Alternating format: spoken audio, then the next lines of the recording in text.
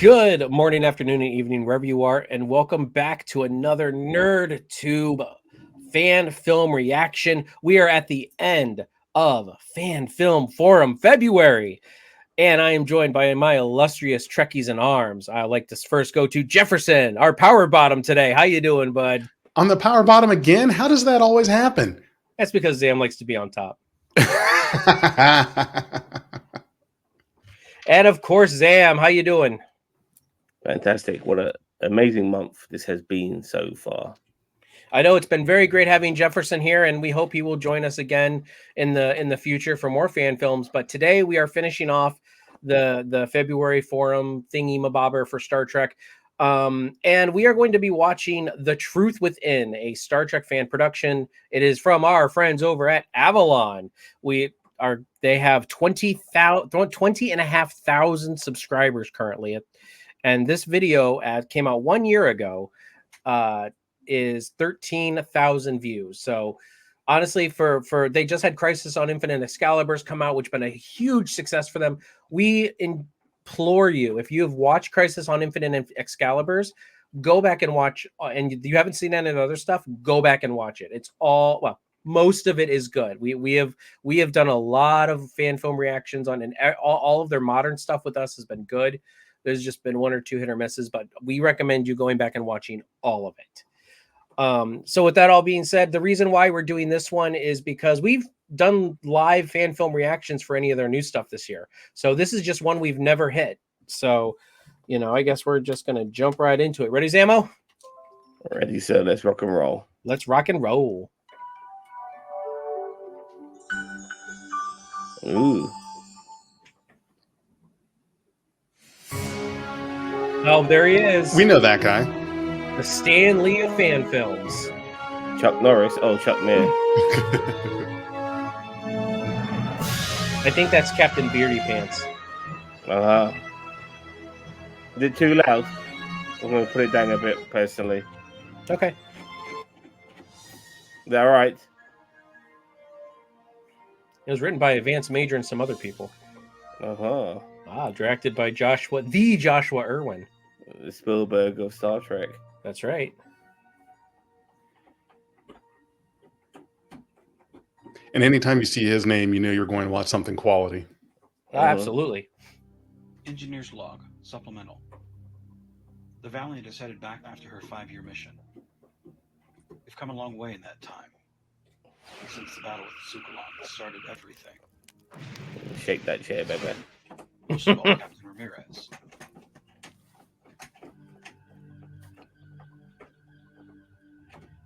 Captain Beardy Pants. His features would make a good Romulan. Yeah, that's a strong beard too. Lieutenant, you have the con. I'll be in the briefing room. Hi, sir.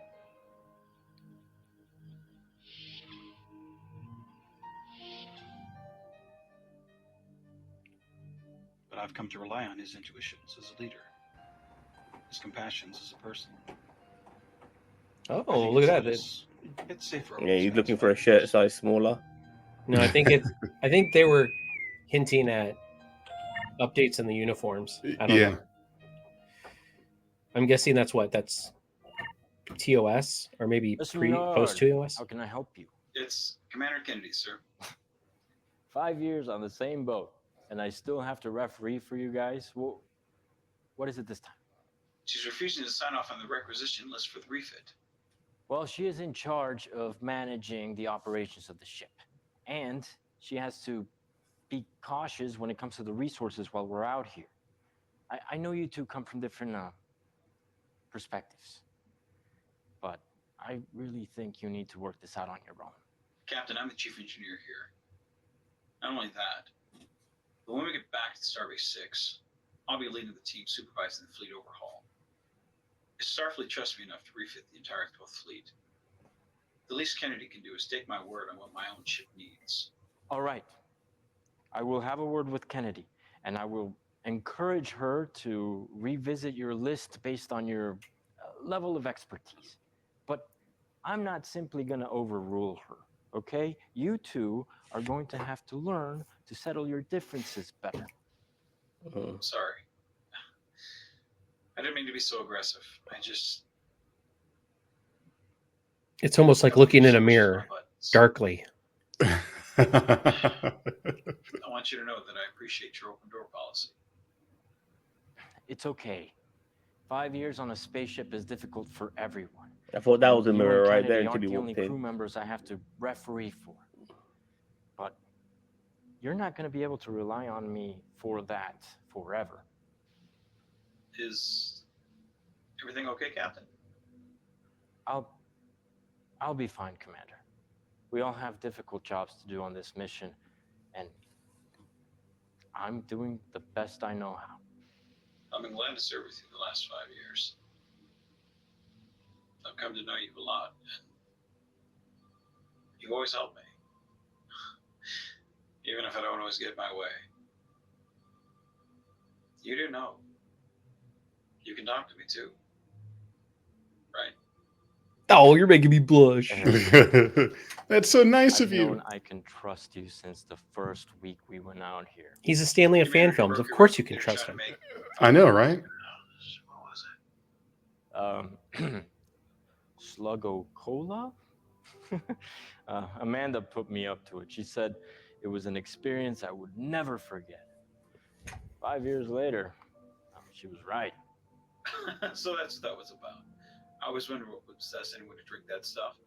I never saw a man turn that shade of green before. Well, thank you, by the way, for not telling anyone about that unfortunate experiment and for replacing that entry with a recipe for pizza rolls before anybody noticed. Of course.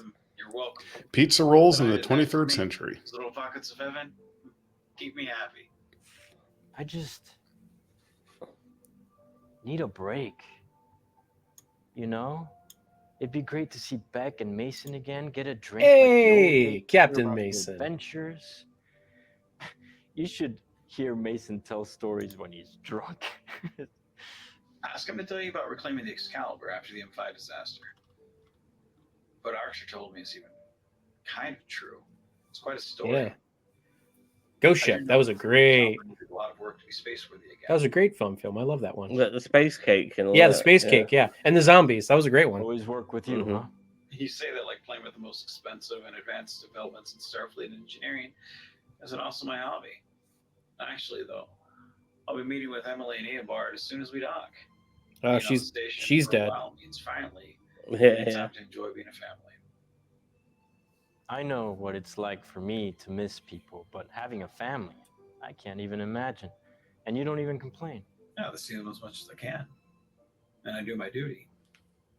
But it's like Commander Bishop always says: figure out what's important and go all in.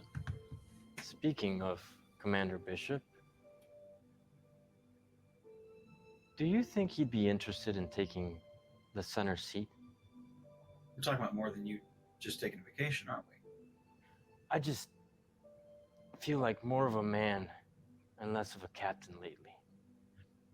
Those early days feel like so long ago. And I remember I thought that my first tour was going to be this grand adventure. You know, it would be like taking all the knowledge I gained from the academy and taking it out in the field. And it's not like that at all. I guess I know what you mean, if we're being honest. My first time out here was a bit of a letdown myself. Yeah, well, I'm not That's what looking Starfleet is. fame It's the or boyfriend glory. of space. It's a big Or letdown. Mason. Oh, And I don't want to be the first person to make a discovery. you know we'd all be in about Starfleet the if we had unknown. the chance. Oh, absolutely. And I'm not Oh yeah. that into new technology. Zam would be in like sanitation. you. It just seems like He'd test all the Everyone toilets on I all the know. starships. knows their place in Starfleet. I'm sure that shit is like I know it's not about doesn't you. require human interaction. And that's why Starfleet needs captains like you. You've always put the needs of your crew first. And that's why we love you for it.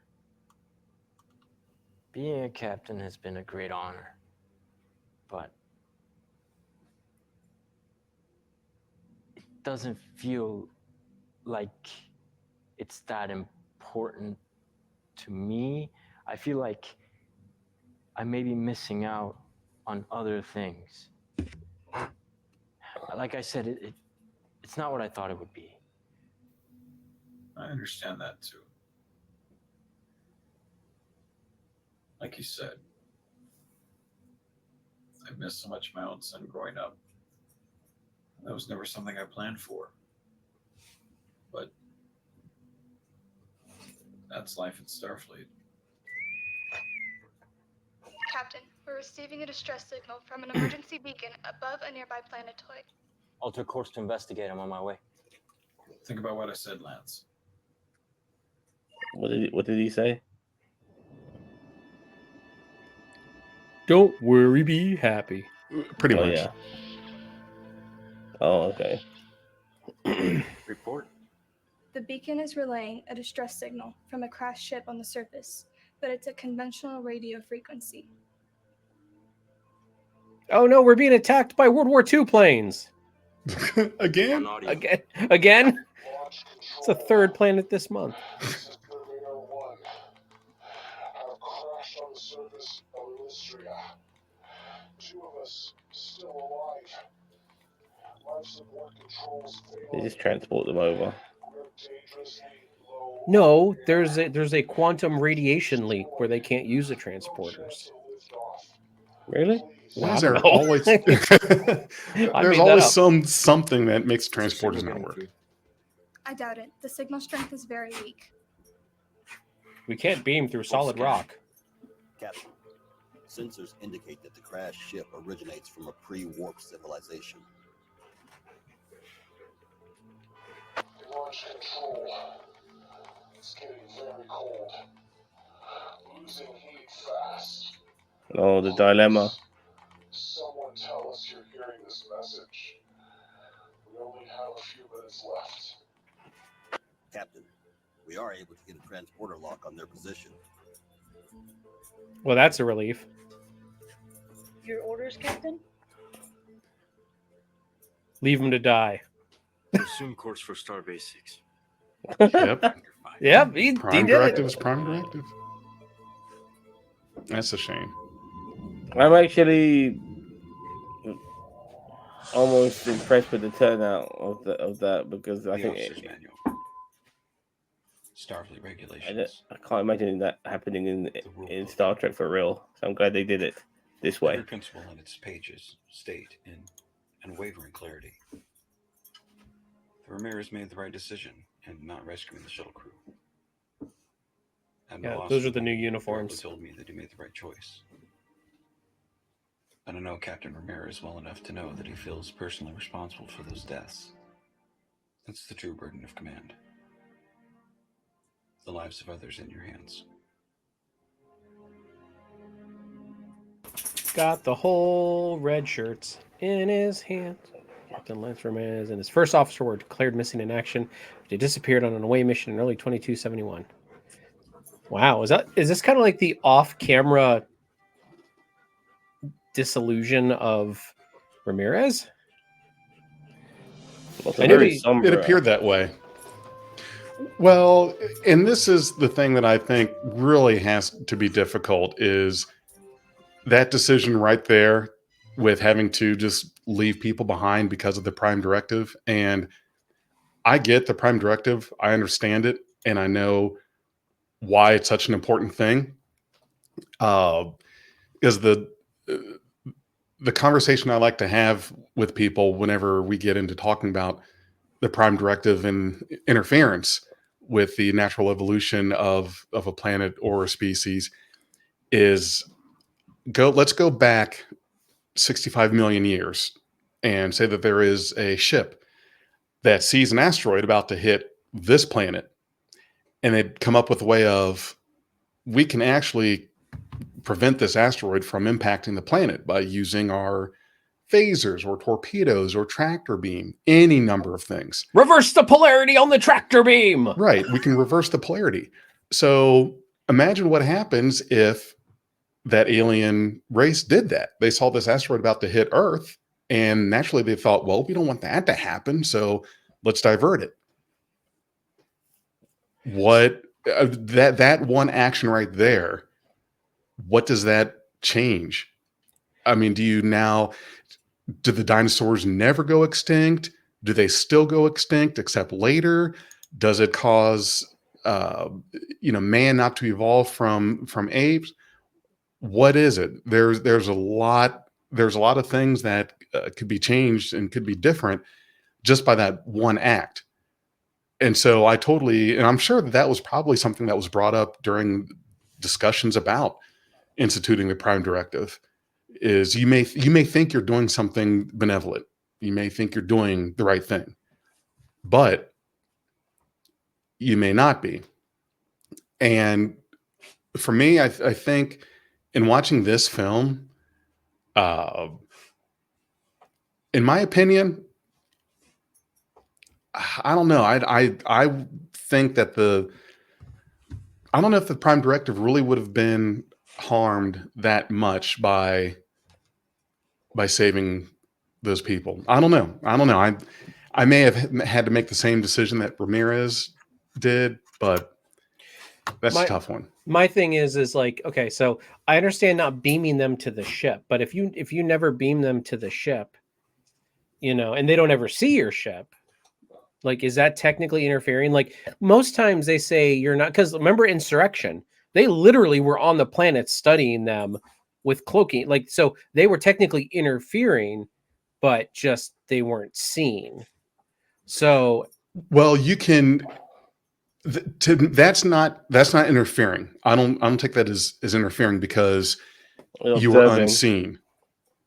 Yeah. You're observing. But that's what I'm saying is like, so if they said they had a transporter lock. So if they beamed the people out, like, and did it beam that like would have been directly, interfering. But no, because they wouldn't have seen anything. Like if they directly beamed them like to a safe place on the planet or asteroid or whatever. Because like they said they were on where were they at? Where they crash landed? Was it on an asteroid or was it on a planet?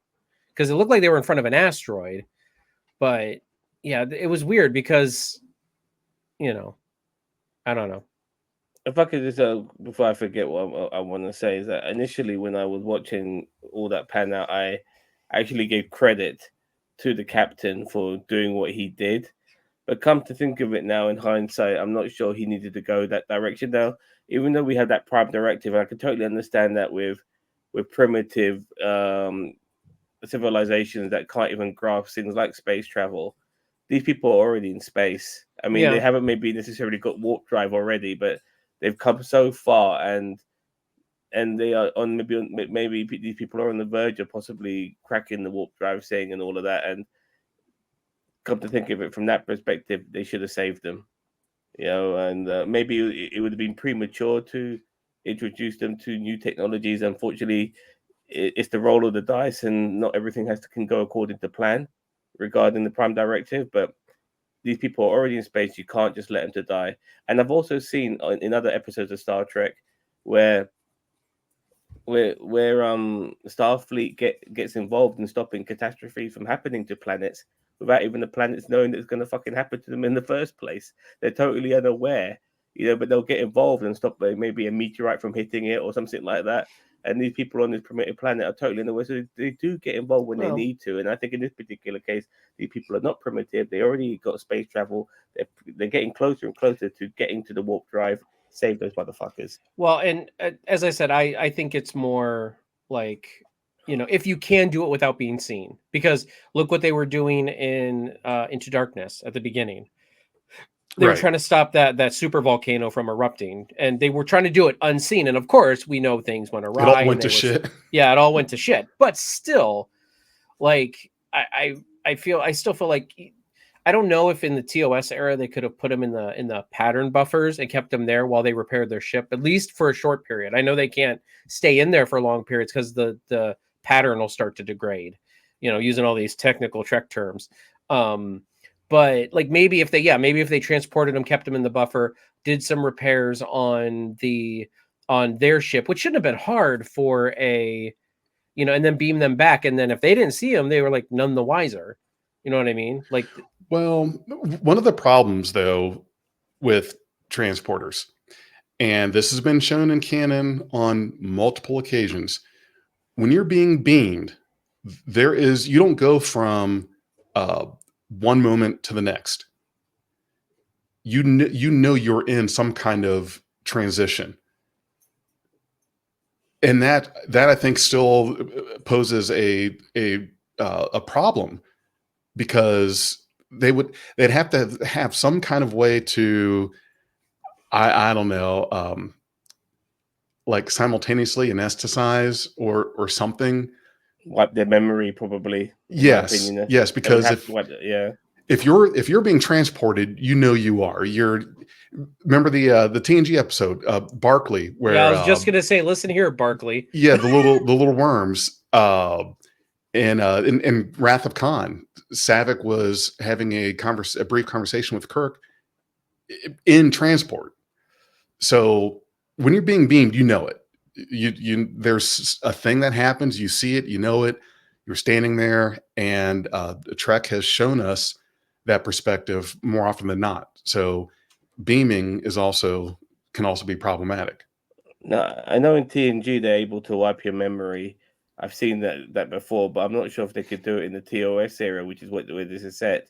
But if they are capable of doing that, then that should have been the resolution to making sure that if they don't want these people to know about future tech and stuff like that, then yeah, that was the way to go in my opinion. But if they couldn't do that, they should have still saved them. Come to think of it. Yeah, I mean, I would have leaned on the side of saving them. I get, Jefferson, I'm not disagreeing with you. I get where you're coming from too, where it's like it does become problematic with the Prime Directive. I do agree with you on that aspect, but yeah, at that point it's kind of the captain's call, and he made his call. So just to talk more about the film, I know we could talk. This is a whole other highly illogical podcast conundrum. I just need to bring up one thing that regarding like is the Prime Directive like a legal bounding thing, like yeah, in a way, in the sense of like, can it be disputed?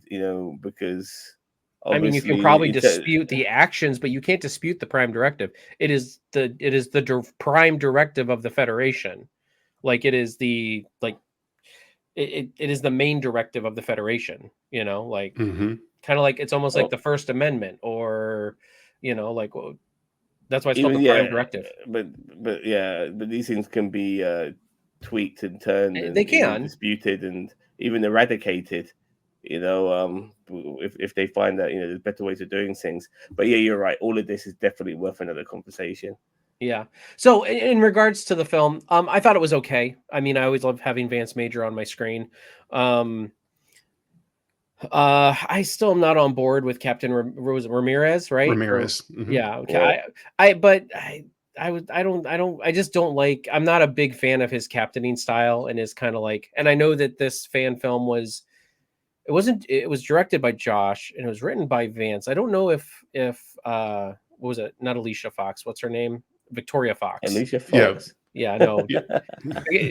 Victoria Fox. I can't remember if she wrote this or not also, but she just has a more dramatic style and a more, and I'm not with fan films. Like if you have tons of episodes to play with and you need that dramatic padding, I'm okay with that. But like this whole episode just being a conversation between Vance and Menard and Ramirez was just like, I actually was more invested in the problem of the people they didn't save. Like I don't mind the conversation, but that conversation needed to be chopped in half, and then the rest of the episode could have been, them dealing with that conundrum of, maybe with the bridge crew and stuff like that. So, yeah, I mean, definitely for me, it's definitely one of the weaker Avalon, episodes. But I mean, I enjoyed it. So yeah. So Zamo, go ahead. What are your thoughts on the fan film itself?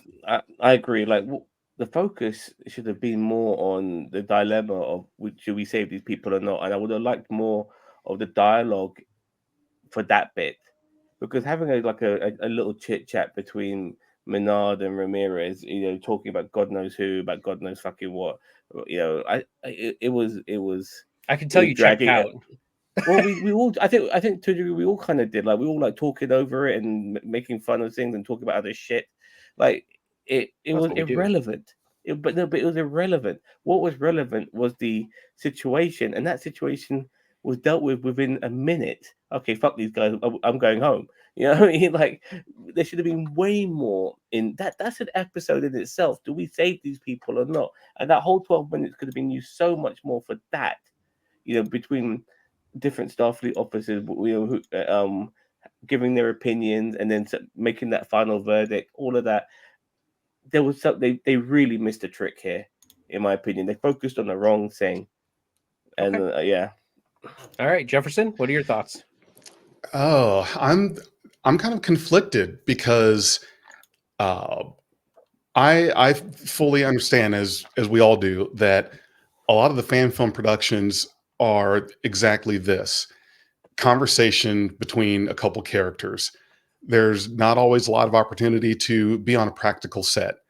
There's not a lot of budget for special effects to have episodes that are special effect heavy, space battles and things like that. So a lot of your fan films are this: conversations back and forth between a couple people, and so it's very story driven for a lot of obvious reasons. And I think that in that being said, that part of it, I was fine with that. Yes, because it was not it's not like it was outside of what we traditionally see as fan films. The thing is that you have this add-on that was almost put in as like an afterthought. You have this great conversation between Menard and Ramirez, and then suddenly you've got this dilemma of, by the way, there are these couple people or whatever on this asteroid, they're running out of air, and they're from a pre-warp civilization. Should we save them or not? And you're right. It's like that opens up a whole other thing. Like, should the episode have been more about that? That's a big conversation piece that to me felt like that should have been more. It either should have been, if you're going to do this 12 minute episode, then I agree that a larger portion of it should have been that than it was. It was a little too big to just put on as a, okay, here's a little thing, like an epilogue. Yeah, right. Here's a little thing. And that's my thing, is I kind of wish it was kind of split evenly. Like, yes, the conversation with Menard and Rodriguez, or whatever his name is, in the beginning, yes, but it needed to be cut in half, and then the second half needed to be this dilemma. You know what I mean? Like, and your argument, like your argument to, not argument, but your point to, well, you don't have practicals, but they did in this episode. Like, there were practical sets there, so they could have had more discussions on the bridge, even if you're just having discussions on the bridge and whatever, or, you know, even if he chimes in with Menard again and says, what do you, I don't really wouldn't want that, but even if he did and he chimed back in with Menard and said, I don't know, what do you think I should do, you know, or something, I don't know, like, it's not like me to tell people like Vance and Josh how to do their shit. But personally, I would have made it very brief and quick with the conversation between Menard and Ramirez, exactly what's going on with Ramirez, that he wants to quit Starfleet. Now, the new dilemma he has to deal, the last thing he has to deal with is this moral issue, because he wants to quit Starfleet. He could just save these two people, quit Starfleet, and not have to worry about the prime fucking directive anymore, you know, but he was still Starfleet at that particular moment in time. And I just thought there was so much there. And they did, you know, like I said, the whole conversation of him quitting with Menard, it could have been chopped down in half quite easily. You know, they were just talking sweet nothings to each other for a while. You know, like, just get to the fucking point. You got 12 fucking minutes. You know, stop chatting so much shit. But, you know, so get to the point, and then get to this story, which was, as we all talked about, seemed way interesting and very Star Trek like. This is a Star Trek dilemma we get in Star Trek episodes and that's what I wanted. And they just fucking treated it as dessert. And yeah, I think they missed the trick. All right, Jefferson, if you have anything else to add on, that please do that, and then go ahead and give your marks when you're done. Or if you want me to go first, I can go first. No, I'm good. I get what the episode was trying to do there at the end. Was Ramirez has become what's the word I'm looking for? Disillusioned. Yeah, disillusioned. I was about to say disenchanted. Disillusioned, jaded with Starfleet, and that right there was a perfect example. Like, I totally get it. Is okay, this bullshit again. I have to let people die because of the Prime Directive. I'm so tired of Starfleet. I'm tired of this whole having to have lives on my hand. I get that. I totally get it. And I think what I'm going to give this episode, I still give it an 8 out of 10. An 8 out of 10. It would have got the 9 from me if we would have made that piece of it just a little more of the episode than just a fuck you to Ramirez situation, kind of. Yeah, because they just kind of just like put him out there in an afterthought and that could have been a recasting thing. That could have been somebody just not coming back. I understand that. Like, I'm not saying that was done in poor taste per se, but like, yeah, I don't know. I mean, honestly, maybe the dilemma should have been in the beginning, and then maybe then he should have had the conversation with Menard. Ooh, a little bit. Like, maybe he's just like that was a final straw kind of thing. Like, I've had it up to here with Starfleet, and this situation is exactly what the hell I'm talking about. I think it works well both ways. It's either that fight, as you mentioned, it could have been the conversation after, or saying that he wants to leave and he still has to deal with one more situation. Which it's like every time my dog poops in the backyard, and then I go out there the next time he poops in the same spot, I'm like, I just cleaned this up. No, I'm kidding. Yeah. Zamo, go ahead and give your numeros.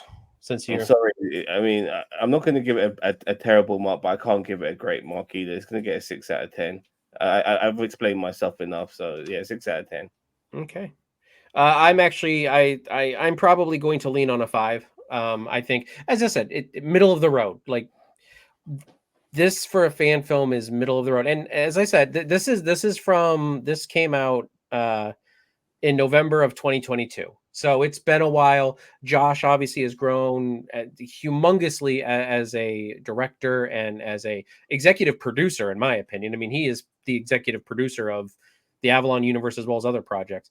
But also, I was kind of looking through here, and it's like the story by Vance Major and Victoria Fox that seeps through this. So I do like some of Vance's like characters and stuff like that, but sometimes when Vance writes, he is very, very character driven, and that's not bad, but sometimes it's that pendulum swinging the opposite way.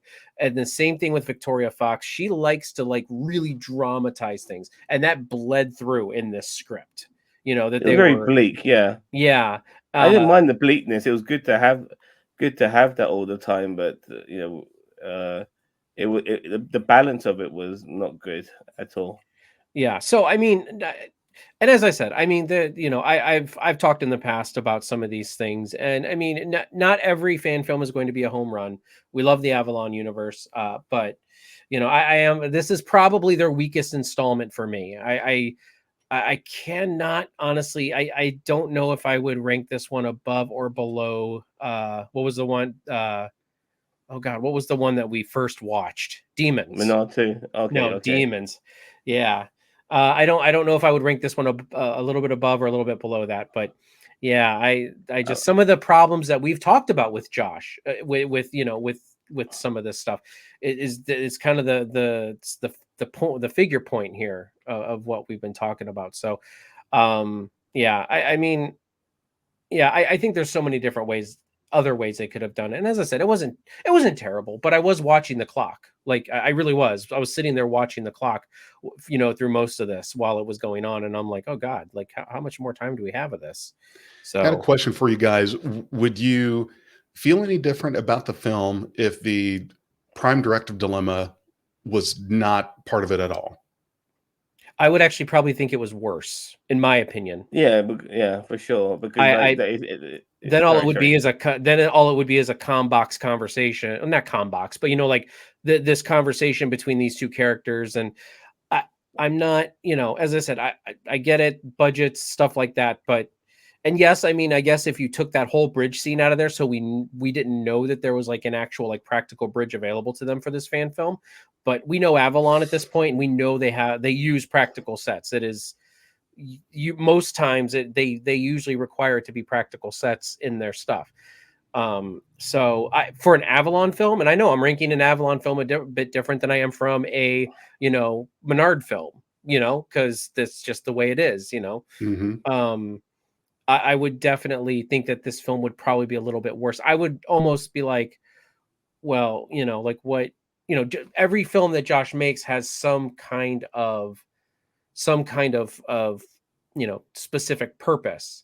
And with this one, I would be like, well, what was your purpose? If that last scene wasn't in there, like, well, what's your purpose with this one? Besides two high-ranking officers, friends talking. Like, because I feel like he could put that in one of his other films and it would be like, it would just add quality to that overarching film. But if it was just this conversation, I'd be like, oh, okay. So this is like a preview for an upcoming film, right? Right. Yeah. I get what you're saying. Regarding myself, you have to have the Prime Directive in there, because we'll be going on about the fact why aren't they referring the Prime Directive? I mean, this is a situation where the Prime Directive comes into play. So I'm very happy that it was mentioned, because if it didn't, I would have been more pissed off with the writers regarding them not mentioning it at all. So I think it was fundamental as it's Star Trek that something like that was brought up. Yeah, how they play it out is different, but it was fundamental that the Prime Directive was brought up as an issue. Yep, and I agree. All right, well, with that all being said, it was a little bit longer than normal, but good conversations done by all. I appreciate everybody for being here. For Fan Film Forum February, Zam, Jefferson, thank you guys so much for being here. Jefferson, where can the peoples in the interweb find you? You can find Beyond Trek Podcast at starfleetpodcast.net/Beyond Trek. Please visit our site there and check out our social medias and our YouTube videos. We've got lots of videos on our channels, reviews, interviews, etc., etc.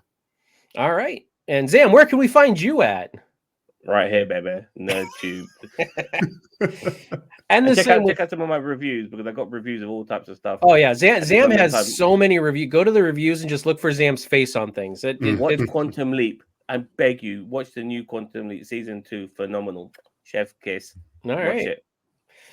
All right, everybody. Jefferson, thank you so much for joining us this month for doing this. Hope to see you back here. Maybe next time we'll have you back and in the future, and you can review some different things with us. Marvel, DC, Indiana Jones. I don't know.